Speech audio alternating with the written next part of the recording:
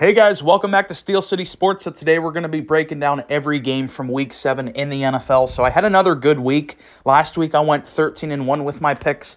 This week I went 12-3 with my picks. So we continue to be on a hot streak. And yeah, I didn't even parlay my picks again. I know the second that I actually start betting my picks that they're going to go right into the toilet. So I don't really know what to do with that going forward. But like I said, we're going to react to every game right now. Starting off with that Thursday night game, Broncos at Saints. I did have the Broncos winning this one, but I thought it'd be a lot closer. You know, I really thought this was a matchup between two really bad teams. But they hung 33 on them, you know, and it came down to the defense really stepping up for Denver. I think the defense had like 2 touchdowns for them. Spencer Rattler had a complete and total meltdown this game. He's clearly not ready to be an NFL starter if he ever will be ready. There's no guarantee that he's ever going to develop into even like a backup player. That just how Spencer Rattler has looked his first 2 NFL games does not look like an NFL player. You know, I know everyone says like people are quick to judge, but you can tell pretty quickly. Like usually there will be traits, there will be something, there will be glimpses. Spencer Rattler does not look like an NFL quarterback. Bo Nix, you know, he's a steady hand at the wheel. I guess I was too, I'm willing to admit when I was wrong. I still don't think that I was that wrong about the Broncos because I still don't view them as a playoff team, but I think I was maybe a little too harsh on them because I had them, I think, ranked as like a bottom 5 team going into the year. I'd have to go look at my list, but I did not think very highly of the Broncos whatsoever. I thought they had a really bad roster. I didn't trust Bo Nix. I thought Sean Payton was overrated, but they do have an above 500 record as of Week 7. So I will give the Broncos some credit. You know, Sean Payton knows what he's doing there. Bo Nix is better than what I thought he'd be in the NFL, but I still, like I said, don't see them as a playoff team. They beat up on a really bad Saints team here with a bad coach and a bad quarterback. So next, let's go to the Sunday slate of games. So yeah, that takes my picks to 1-0 for the week. The London game, we had Patriots at Jags. I did watch a good chunk of this game. Drake May, I think, still kind of continues to give the Patriots a bit of a pulse. At least their offense, looks... I think their offense definitely looks better under Drake May, but the team overall is just really bad. You know, we've talked about that time after time this year, that I think that they are in the hunt for the number 1 overall pick. Not really a controversial pick because they only have 1 win on the season thus far. Jacksonville, they get, a win here. I guess it's... I'm kind of I'm not a Jags fan, but I'm kind of glad for them that they at least got 1 win in London because, they're in London the most out of all the NFL teams. It's like they're home away from home. It would have been really embarrassing if they would have lost both their London games back to back, especially against a really bad team like the Patriots. So I don't really take a whole lot away from this win. This is a win the Jags should have won. The Jags are still a disappointing team for me. This does not change that whatsoever. So I did have them in this one. They did get a comfortable win here, 32-16, but that brings my picks to 2-0 on the week. Then we had Titans at Bills. So yeah, I predicted a bloodbath, and that's pretty much what happened here with the Bills winning 34-10, just absolutely slaughtering the Titans and already integrating Amari Cooper into this offense. And I think it's kind of clear, there was a famous, or not famous, a viral clip that came out of this game where Amari Cooper didn't know the route. Keon Coleman had to tell him what the route was, and then that same exact play resulted in him catching a touchdown.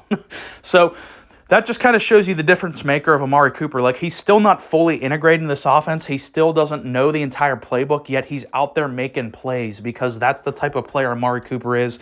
He's a veteran NFL star receiver, a perennial Pro Bowl player, and brings just this... he brings this dimension to the Bills' offense that was really missing before they got him. And, he's not like Stephon Diggs. He's a very different type of player. Stephon Diggs in his prime was your typical turn on the jets, deep ball threat. That's not exactly what Amari is. Amari can do that, but that's not really his strong suit. Amari's strong suit is he's legitimately one of the best technical route runners of the past 10 years we've seen. Amari Cooper is an absolute monster. So he just kind of unlocks an element this offense was really missing. So he brings that to the table. You got the 50-50 guy, the physical guy with Keon Coleman. You kind of have the do-it-all gadget type guy with Khalil Shakir. And then you have 2 really good tight ends. You have an emerging star running back with James Cook. And, of course, you have Josh Allen running the whole thing. So I really like this Bills offense. I think Amari gives the Bills offense a chance to be the best in the NFL, and we kind of got a glimpse of that against Tennessee. I know Tennessee's record's really bad, but they have some players on that defense for sure. I think their defense is a lot better than what their record reflects.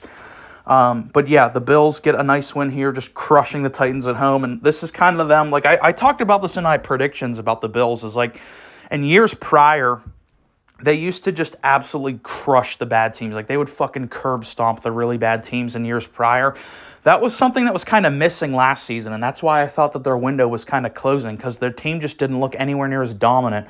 But now that they did, they're starting to get back on track this year. They are starting to dominate the bad teams. Like they crushed the Dolphins earlier in the season. Now they got this big win over the Titans. So I do like to see them handle their business. Obviously, we want to see them perform and do this in the playoffs. That remains to be seen. But good win here for them. Puts my picks at 3-0 for this week. Next up, Dolphins at Colts. So I did have the Colts in this one. They did win 16-10. I'm really, really worried about Anthony Richardson, because they did win this game, but it wasn't because of Anthony Richardson. Like, he is really, really starting to worry me right now. He's just not very good, He's just not good. When you watch Anthony Richardson play, the big problem with him is the accuracy. I've been hammering this home the entire season, so I don't want to spend too much time on it, because I'm just going to sound like a broken record, but he does not have accuracy. That is a big problem, and that's just something I don't know if you can coach that. That just kind of seems like a between the ears thing for an individual player. He has all the God-given physical tools. He's an incredible athlete. He has that cannon howitzer arm. He can launch the moon balls, but the easy stuff, the layups, the schemed open receivers for 5 yards, that's the stuff you have to be able to nail in the NFL, and Anthony Richardson continues week in and week out to just really struggle at doing that. So I am really worried about Anthony Richardson. I do think going forward they should be starting Joe Flacco. The AFC wildcard race is not particularly that difficult this year. So the Colts, as long as they continue to just be a steady team right now, I think they hold the last wildcard spot right now in the AFC. I could be wrong on that. As long as they just kind of keep stringing together these little wins here and there, they should be a playoff team this year, and I think Joe Flacco gives them a far better shot at doing that. He's just a better NFL quarterback in 2024 objectively. The Dolphins obviously just continue to be a disaster. For the life of me, I don't really know why they didn't go and get Tannehill. I know I've talked about that a lot here on the channel, but I don't understand what Miami, they knew well before anyone else did that Tua was going to be back this year. So they had to have known, obviously not immediately, but 2, 3, 4 weeks outside of Tua's concussion, they had to have known that he was coming back. So that means that, we're still trying to make the playoffs this year. We're still trying to be good because Tua will be back. They just kind of gave up on the weeks that Tua's been gone. Rolling out there with Skylar Thompson for a couple weeks and Huntley, it's just, I don't really get why they just threw in the flag on that. They threw down the white flag and we kind of give up till Tua's back. What the fuck is that all about? I don't get that. I think the Dolphins are just a poorly run team, honestly. They get a lot of credit for their flash. Everyone likes their head coach, but I think they had one of the worst off seasons going into this year, letting go of Christian Wilkins for nothing, letting Vic Fangio just quit on their team. I didn't like their draft either, and now they kind of continue to just show that they're kind of an incompetently ran team, because why would you just give up on the season while Tua's gone? Because, what if you were 500 right now and Tua's back? You'd have such a better shot of actually getting there. Now you've dug yourself in such a deep hole. You're kind of irrelevant. You don't really have a shot at all. So that puts my picks at 4-0. Next up, we had Lions at Vikings. So I did take the Lions in this one. It really came down to the fact that I just felt like the Vikings were due to lose one of these games. The divisional games are always close. They're always tight. And, it was bound for the Vikings to lose. And ultimately, I just trusted Jared Goff more than Sam Darnold. I think Jared Goff has actually moved into the MVP conversation. I did my MVP ladder last week. I think if I were to do it this week, Jared Goff would be in the top 5. He played an exceptional football game in this game, and then, you would have thought the Lions would be really distraught and just mentally drained after that injury to Aiden Hutchinson and after just the crushing the Cowboys. You would think they'd probably lose this one, but no, they come out there rolling. Like, Jared Goff was incredible in this game. The running backs continue to be so impressive, and the defense actually really stepped up in this one as well. Like, particularly Brian Branch. That guy is an absolute monster. He's quickly emerging as one of the league's best safeties right now. And, there's actually like a good chance that this could be a playoff matchup. So I do hope we get to see this again because this was a really good game. The Lions were able to eke it out at the end. So it does put my picks in 5-0. Next up, we have the Bengals at Browns. So I did pick the Bengals, and they did win this one. That puts my picks at 6-0. But really the biggest storyline coming out of this wasn't really anything about the play. It was the injury. Deshaun Watson being injured. Pretty sure it was an Achilles injury, and he will miss the rest of the season. And, there's like people like giving the Browns fans shit that they were booing Deshaun as he was getting carted off the field. I don't get it whatsoever. Like, they have a right to boo anyone, particularly that guy who's a piece of shit on and off the field. He's the worst starting quarterback in the NFL, arguably the worst starting player in the NFL. He's on the worst contract ever. You could argue he's on the worst contract in the history of sports, not just in the history of the NFL, but the history of organized sports on the planet Earth.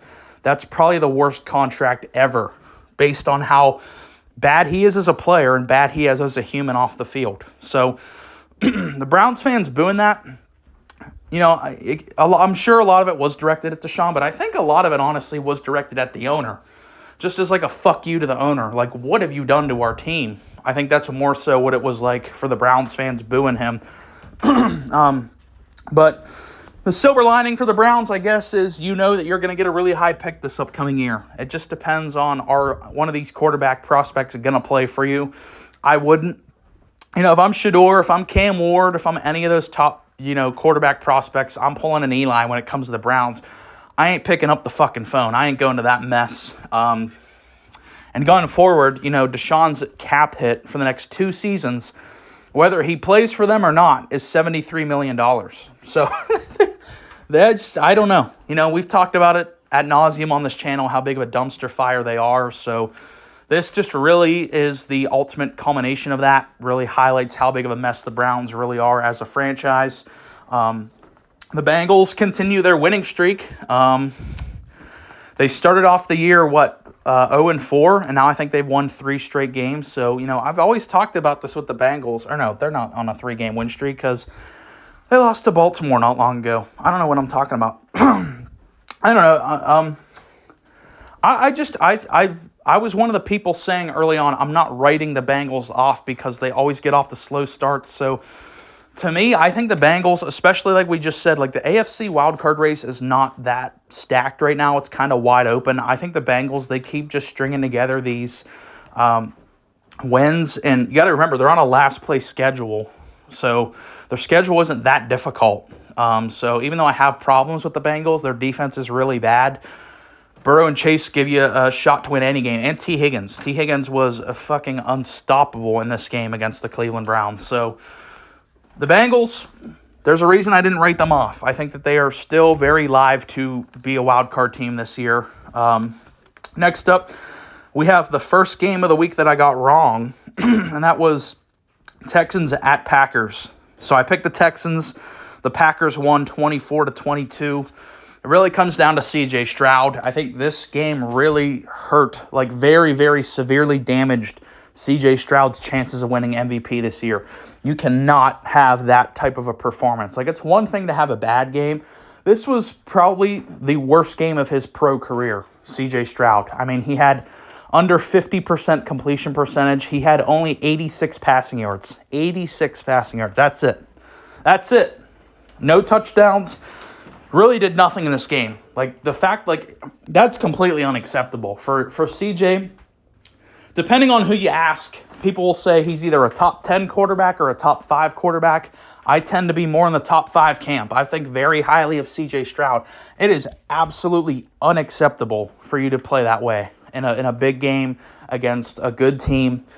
for me, I think that game might have just knocked CJ out of the MVP conversation as a whole. He can get back into it later in the year, but as of right now, I think CJ's dropped out of the top 5 because that was a fucking embarrassment for this team, for him to play that poorly. As for Green Bay, good for them. They're back on track. Jordan Love is the absolute gunslinger. He is Brett Favre. He's the modern-day Brett Favre. That's what Jordan Love is. You're going to win or you're going to ride or die, I mean, it's all on the shoulders of Jordan Love. It depends on what kind of game he's having. And he's going to throw some of those insane bombs. I think just in a vacuum, I still would take CJ because he brings more of that stability to the offense. He doesn't take as many big reckless throws as Love does. But Jordan Love is genuinely one of the best quarterback talents in the league right now from an athletic standpoint. Incredible arm. He's just a really fun player to watch. Gets the Packers a win here.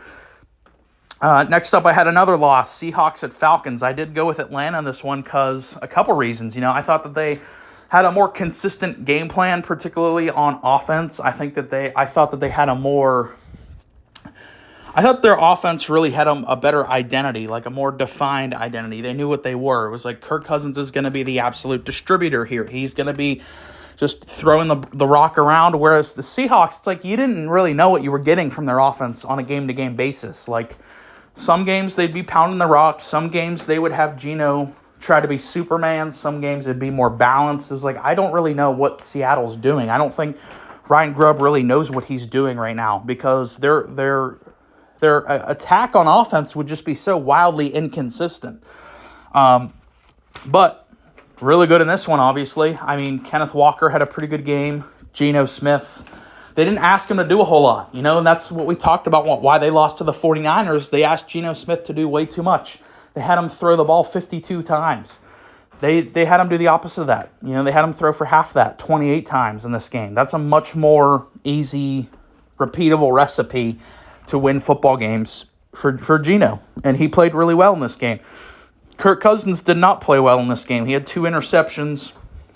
Just did the offense. I don't know how it looked like this, but I think it's kind of more of a credit to Seattle. Their defense is definitely getting a lot more healthy, especially up front. We know at full health, Seattle could potentially have a really, really dominant defense with Mike McDonald at the helm. So I give them a lot of credit.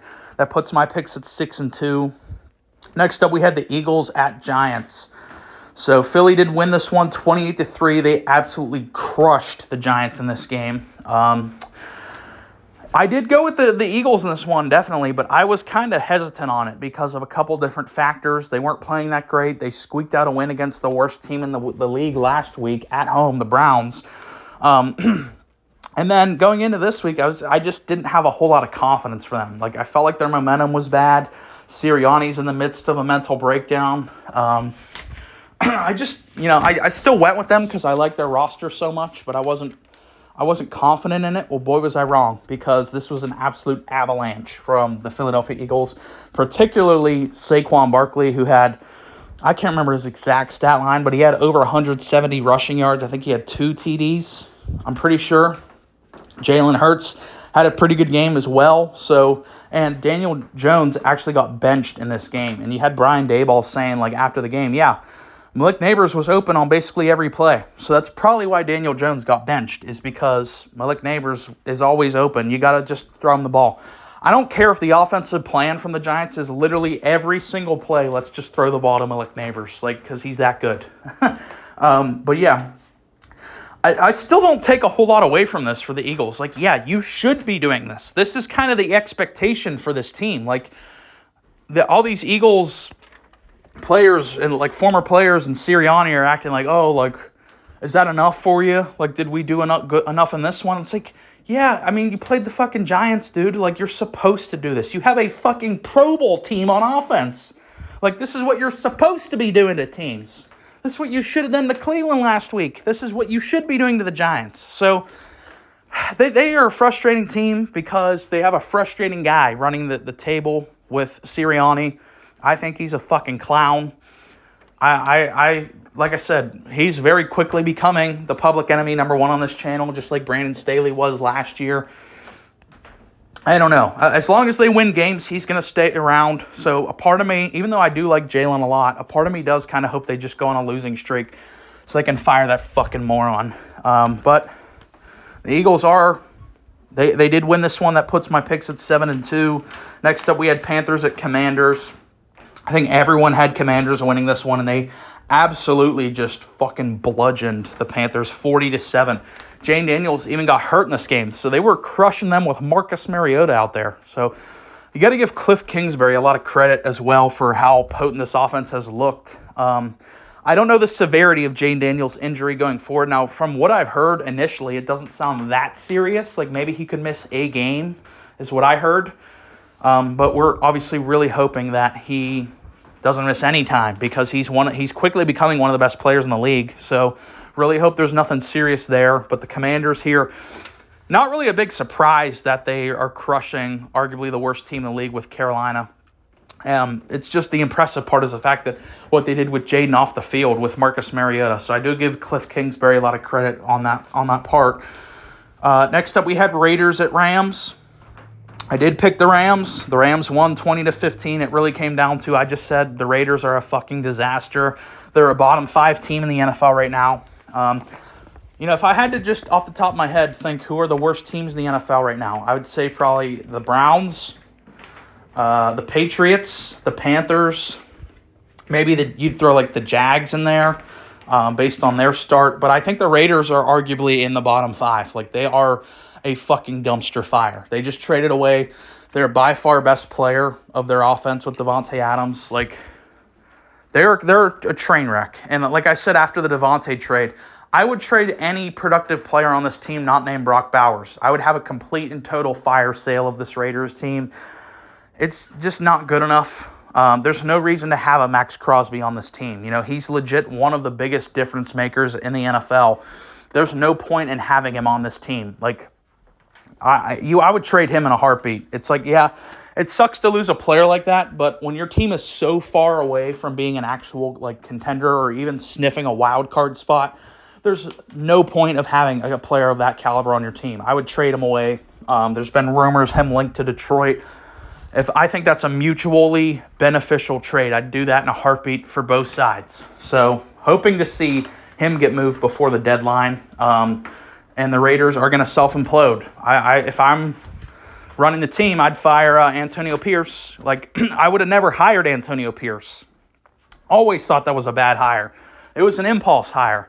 Like, how many times have we seen an interim head coach go on a little hot run after the coach gets fired? It's like a cliche thing in the NFL. Like, it's happened all the time. So, him going, 5-4 with the Raiders last year after McDaniel got fired? Okay. Like, the players like them. Okay, this isn't the fucking NBA where you cater to your players. Like, Antonio Pierce is just not good enough to be a head coach. So, I don't know if they're going to stick with him or not. I would fire him in a heartbeat. He's just not good enough. The team's not good enough. Just tear this whole fucking thing down. Draft your quarterback of the future going forward. Hopefully Shador or Cam Ward. And just start building for the future. Because this team is a mess. Next up, we had Chiefs at 49ers. And I told you, I haven't picked against the Chiefs this season. I'm going to continue to keep doing that because they've been good for me. 6-0 this year. And I will not pick against the Chiefs probably for the rest of the season. And I told you guys but in my predictions video that this is like the one time in the season where you're actually going to get plus money on the Chiefs. Like, hammer home. Like, you can go listen to me saying in the predictions, like, I would put big money on this game. Now, I didn't because, I get really, really scared with big dollar amount bets. But if I had just, $500 laying around, I would have definitely hammered it on this game because that's the confidence I have in the Chiefs, particularly for plus money on the money line. They were like plus 102 or something like that. So I would have hammered that had I just had the cash laying around for sure. And they did just that. Even though Mahomes continues to struggle, Patrick Mahomes did not have a good game at all in this one. I think he had 2 picks. But Brock Purdy, for me, is honestly a bigger story because Brock Purdy was objectively a fucking nightmare in this game. He had 3 interceptions, no touchdowns. I don't know what to do with Brock Purdy because early on I was actually like defending Brock Purdy a lot earlier in the season. Like when Debo was out and Trent Williams was out. I thought that he was like doing a good job weathering the storm, but now that they have even more injuries piling up, like I don't know what to do with Brock Purdy because I think Nick Wright. I was listening to Nick Wright the other day, and he said some stat like whenever Brock Purdy plays with all of his like Avenger teammates, it's like when he has Debo, Ayuk, Kittle, Trent, and McCaffrey, he's 13-1. But I think with just one of them gone, something like that, he's like 6-8. So I'll have to do more research on that so I can kind of paint the picture more clearly. But I don't know with Brock Purdy. Like, I had a lot more confidence in him 3 weeks ago than I do right now because I get it. It's the Chiefs. The Chiefs make a lot of people look bad, but he had bad performances before this one. What the fuck was that Cardinals game where he threw the game-losing interception? I don't know what to do with Brock Purdy, especially whenever he's a guy seeking a $58 million per year contract. I don't know if he's worth that. So that's something I'm definitely going to have to keep talking about going forward because as these injuries pile up for the Niners, now Brandon Ayuk is done for the season. That was a really gruesome injury if you saw that. That was hard to watch. He's done for the year.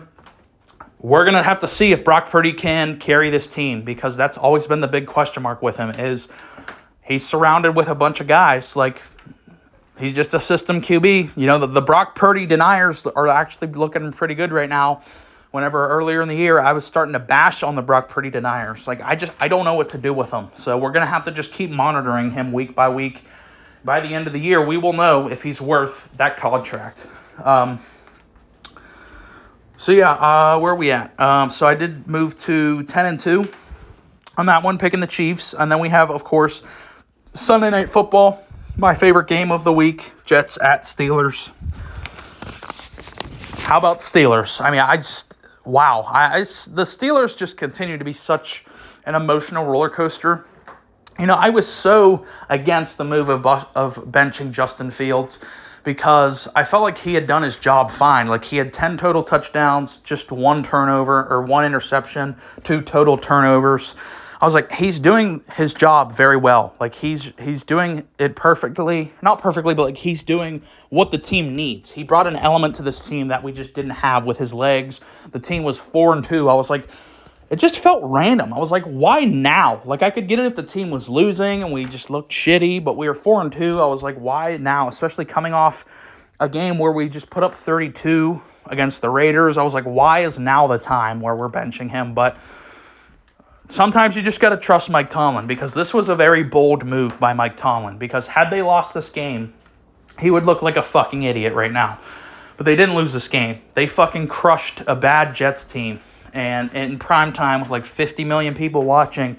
And Russ, it got off to like the opening drive was good from Russ. We ended up getting a field goal out of that.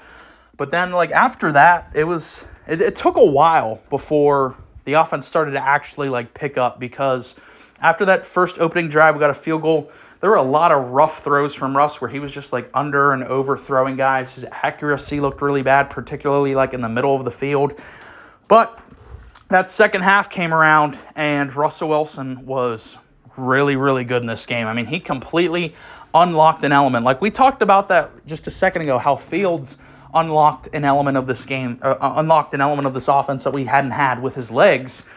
Russ unlocks an element of this offense we didn't have with his arm because those deep ball throws, Justin Fields cannot complete those type of throws. He's not that level of passer.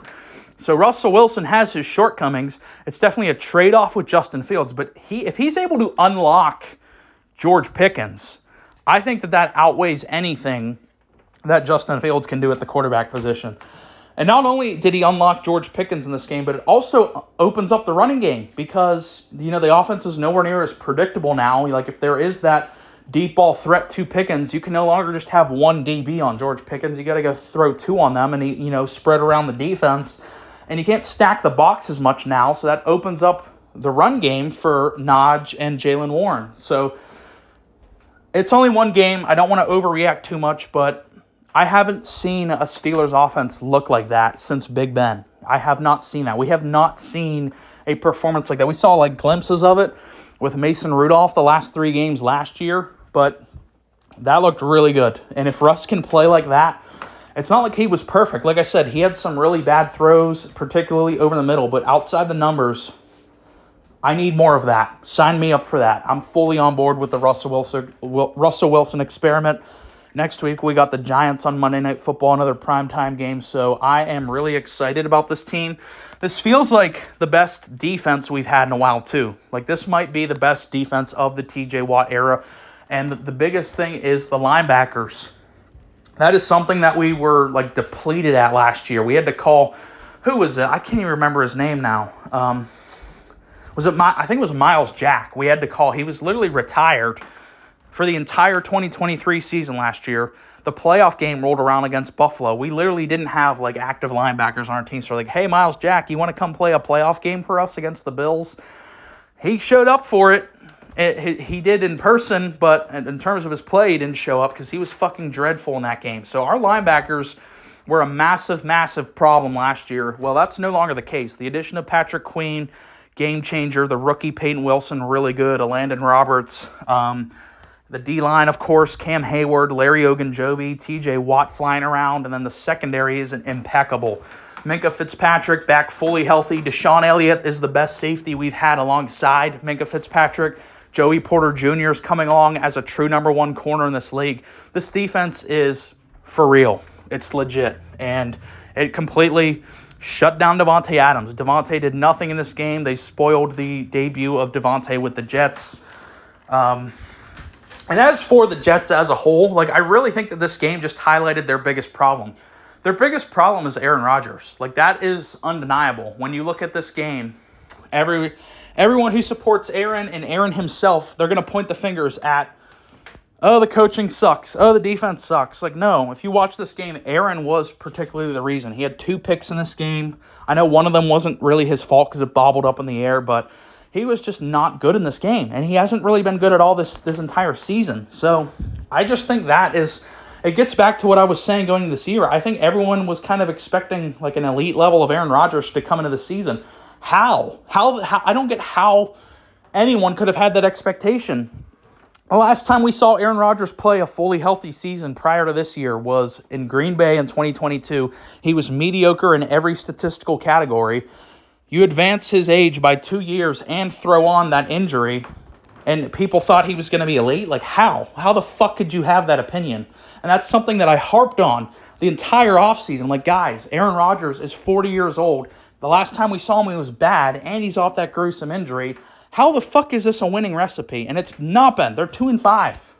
They're 2-5. They have virtually no shot of being a playoff team this year. And it's, to me, not really a big surprise because their management remains the worst in the NFL outside of the Cleveland Browns. Their owner just doesn't really know what the fuck he's doing. I don't know what to do with the Jets. Again, a team we're going to have to talk about more in the future.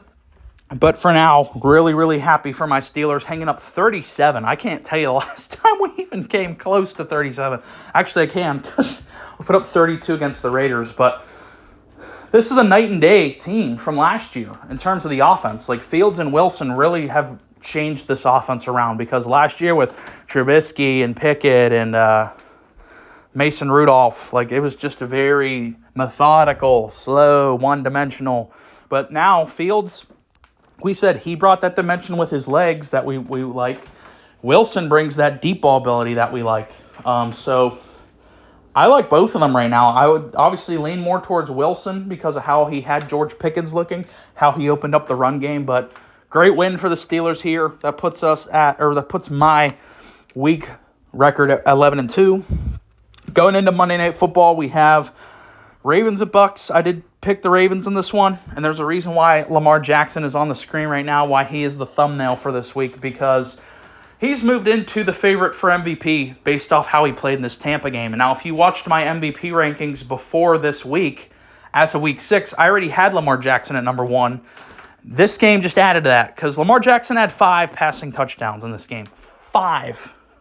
That's fucking crazy. 5 passing touchdowns. Anytime a quarterback does that, I'm always really impressed.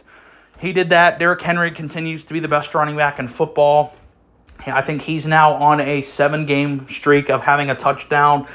He's awesome. He's the league-leading rusher. Lamar, for me right now, is the MVP. Lamar is going to go back-to-back if he keeps this up. He's incredible. The defense is even coming along as well. I don't think the score doesn't quite reflect how dominant the Ravens were in this game, 41-31. Like, they were a lot more dominant than that. I will give the Bucs a lot of credit. They have a lot of heart. They have a lot of fight. I think that all stems from Baker. This is just one of the worst injury games I've seen, to have both Evans and Godwin get hurt. I think Godwin's done for the year, which is that's an absolutely heartbreaking loss because he was having the best year of his career. I think he was second in the NFL maybe for receiving yards, or if not two, he was like three. And then Mike Evans as well, like the captain of this team, getting hurt as well on a play that looked like it was a touchdown but wasn't. I don't know. That sucks so bad. You hate to see that. It really does change the Bucs going forward, losing both those guys for the foreseeable future. But like I said, for the Ravens, they are humming right now. It's hard to not buy into the hype of the Ravens again, like everyone did last year. They came up short yet again last year in the AFC title game, but they didn't have Derrick Henry last year. So it's like you can make the argument this year's different. I think Lamar's playing better this year than he was last year, and he won MVP last year. So I don't know. Like I said, we're going to have to continue to keep monitoring this. We're going to talk about this all throughout the year, whether the Chiefs or the Ravens should be the favorite in the AFC. I would lean Chiefs just because it's the Chiefs. How the fuck do you bet against them, especially after getting DeAndre Hopkins, which I just did a quick short video reacting to that trade if you want to go listen to that. Any other Monday night game we don't have to spend a whole lot of time on. Chargers at Cards. What is it with the Cardinals? Like, what the fuck? I don't know what to do with the Cardinals. Like, I can't seem to pick them right ever. Like, I picked them to win the first 4 weeks. They went 1-3 in that stretch. Then they played the Niners. I picked the Niners. They beat the Niners. Then they went to play the Packers. I actually got that one right, having them lose to the Packers. And then this one, I picked the Chargers to win. They beat the Chargers. So it's like, I don't know what to do with the Cardinals. Like, they are so frustrating. I have a really hard time picking for the Cardinals because, I'm a big fan of Kyler. I kind of have a bias towards them, but then they were letting me down. So I was like, I'm not going to pick them as much. And then they win this game. They beat the Niners. Like, what the fuck? I don't know. But they get this win. It's clear the Chargers, they really need a weapon. Like, they do. And I know, like, all these guys in the media were blowing Harbaugh for, he doesn't need receivers. He always does this. He builds up the offensive and defensive lines, control the line of scrimmage. Like, yeah, that's important, but it's 2024. It's not 2010. You need a real playmaker on the offense. Clearly, they are missing that right now. And that's something I talked about the Chargers going into the season is they feel a little outdated. Like, I know Harbaugh has a proven track record of winning everywhere he's gone, but that doesn't factor in modern-day NFL football. The last time he was an NFL head coach was, 2013? The league is so drastically different from what it was then. So that was kind of my one concern with him being a head coach in the NFL. Like, obviously, I still think it's a great hire. It's a million times upgrade over Staley. But that was my one concern, is it's a little bit of an outdated philosophy in 2024. We will see going forward how it plays out, but that does put my picks at 12-3 on the season, like I said, or for the week. And on the season, my record overall is 73-41. So that's been my reaction to Week 7. If you made it this far, really appreciate you listening. Please like and subscribe.